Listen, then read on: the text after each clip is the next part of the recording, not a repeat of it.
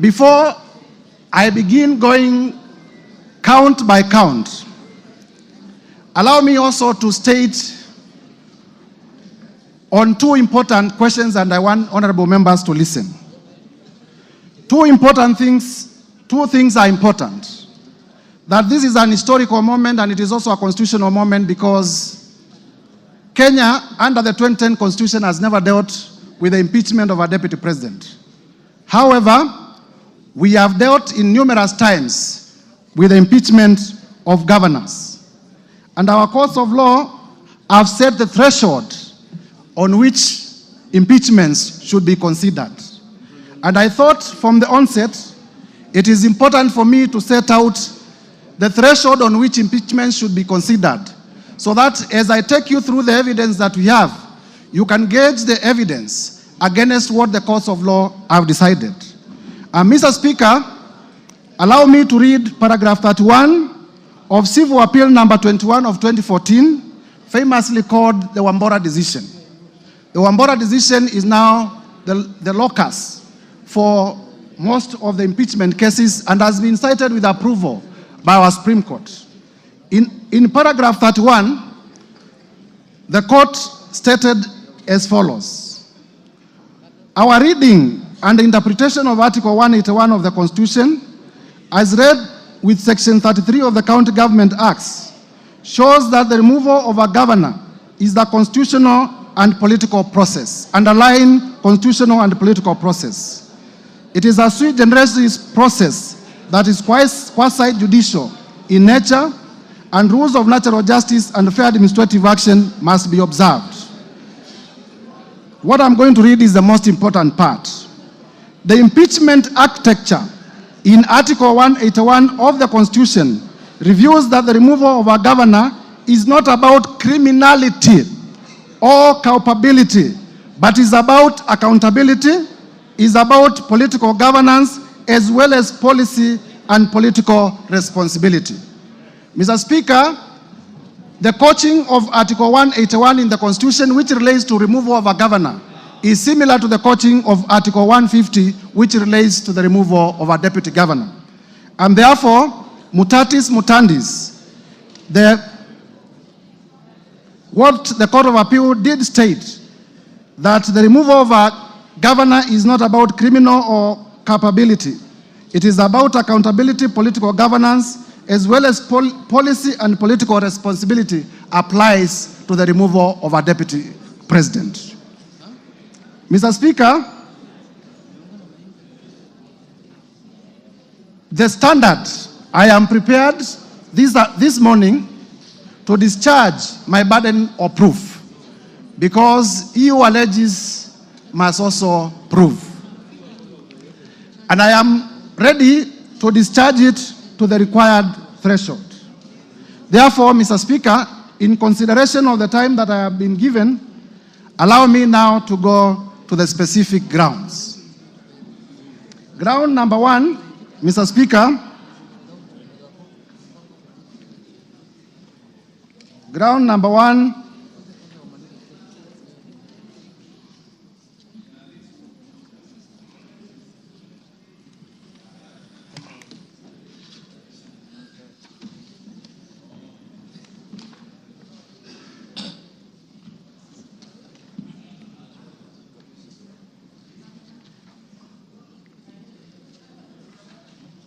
briefly. On ground number one, Mr. Speaker, we have alleged that the Deputy President has grossly violated the Constitution, and particularly Article 10(2)(a), Article 10(2)(b) and C, Article 27, Article 73, Article 75, Article 129, Article 147, and Article 131. Mr. Speaker, for clarity, allow me to read out the specific provisions so that members may relate with what we are saying. Article 10 is about national values and principles of governance. Article 10(2)(b) states as follows: the national values and principles of governance include patriotism, national unity, important national unity, sharing and devolution of power, the rule of law, democracy, and participation of the people.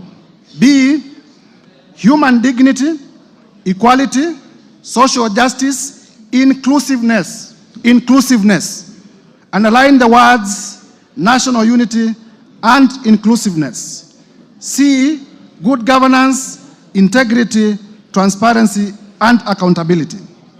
Mr. Speaker, we have also alleged that the Deputy President has breached Article 27 of the Constitution. Article 27 of the Constitution is about equality and freedom from discrimination. In particular, the Article 27(4) states as follows: the state shall not discriminate directly or indirectly against any person on any ground, including race, sex, pregnancy, marital status, and so forth and so forth. Important, the state shall not discriminate. Mr. Speaker, we have also alleged that the Deputy President has breached Article 73(1) of the Constitution.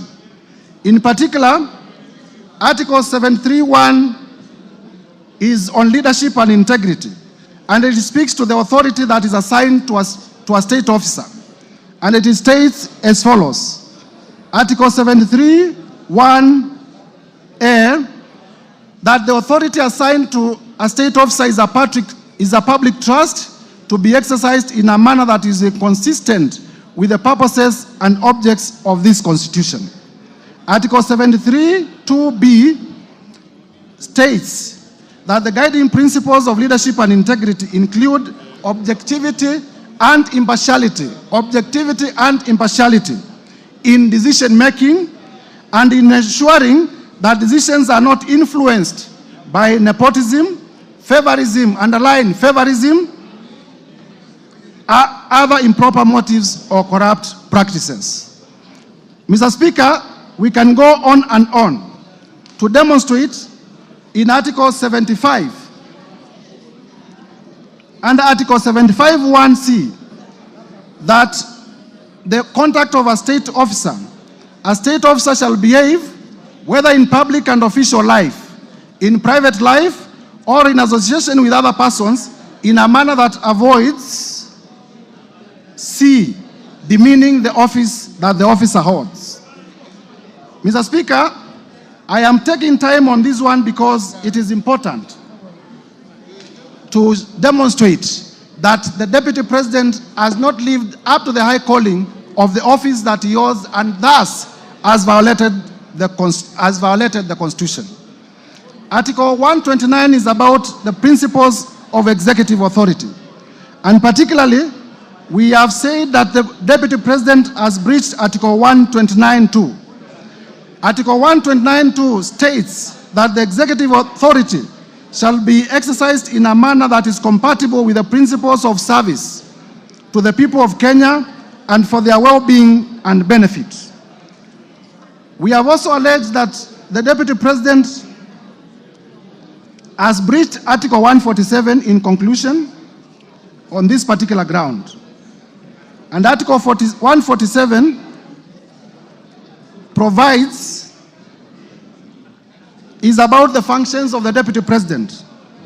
And it provides that the Deputy President shall be the principal assistant to the President and shall deputize for the President in the executions of the President's functions. Article 131 is the one that provides for the authority of the President. And under 131(2), it provides as follows: that the President shall A, respect, uphold, and safeguard the Constitution, and C, promote and enhance the unity of the nation. Promote and enhance the unity of the nation. Mr. Speaker, it is our allegation that on numerous occasions in the last 2 years, the Deputy President has used divisive language He has described the Kenya government as a company. He has described the Kenya government as a shareholding company, where it is only the shareholders of the company who should benefit. And it is our contestation that that particular shareholding language contradicts and contravenes and violates all the provisions of the Constitution that I have highlighted above. Mr. Speaker, the Constitution does require, even at the preamble, recognizes that Kenya is a multi-ethnic society.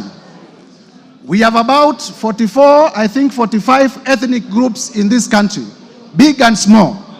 And all of them are recognized by our Constitution, and all of them need to enjoy their equal rights. And the Deputy President has consistently told Kenyans in several places of this country that some will benefit from government and others will not benefit from government. Mr. Speaker, I need not waste a lot of time prosecuting this point, because those of you who listened to the Deputy President yesterday, he did admit that he has been using the shareholder and company language against Kenyans. The only thing that he did, and when there is an admission by the accused person, the prosecution does not need to prove a point. And therefore, I will be urging members of this House to find that this allegation is proved, and to find that the Deputy President indeed did admit that he has been using the shareholder language. Only that for the first time, and this is important, Mr. Speaker, for the first time, the Deputy President did, while admitting, he said that he has been referring to the shareholder company language in reference to coalition agreements. The evidence that I'm going to present shortly will demonstrate that he has never, in his utterances in the last 2 years, talked about coalition agreements or power sharing deals that were signed before the election among the Kenya Kwanza political formation. He has been talking directly to communities. He went to Kajiado. He told the people of Kajiado that they do not have shares.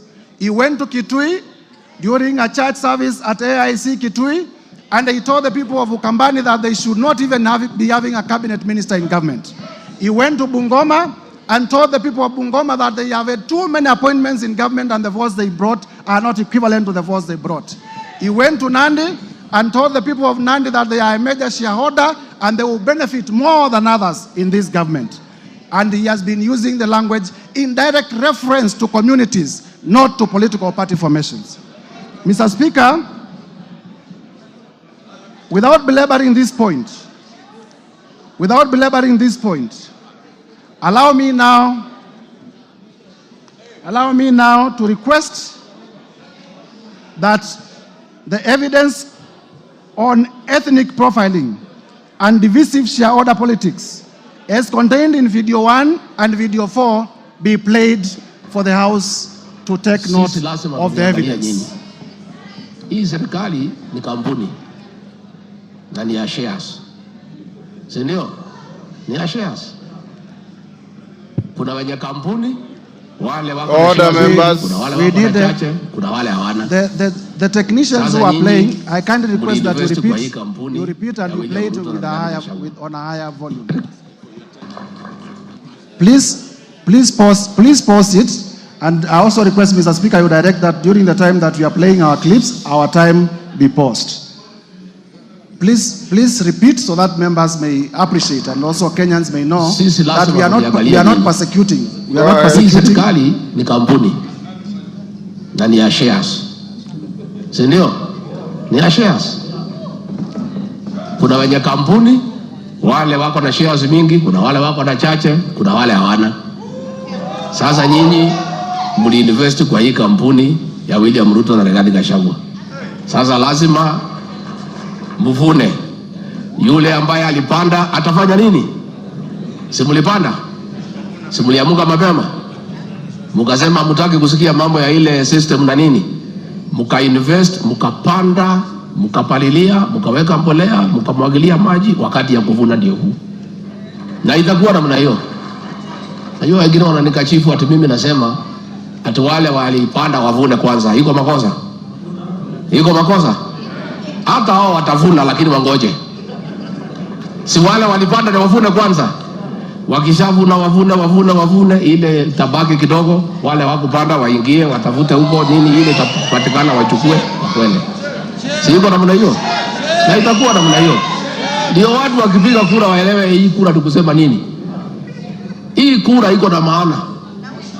Nyinyi hamwezi piga kelele huko, mpige kelele. Mnasema William Ruto ni bure, hawezi, mnaita yeye majina, alafu akipata, akigawa, mnapiga laini atibuko pale mbele. Ati mnataka mpite wale walisema anafaa atibukue pale mbele. Inawezekana? Mimi kazi yangu pale kwa Ikulu ni hiyo. Ni kupanga hiyo laini. Hapo ni kazi mimi napanga hapo.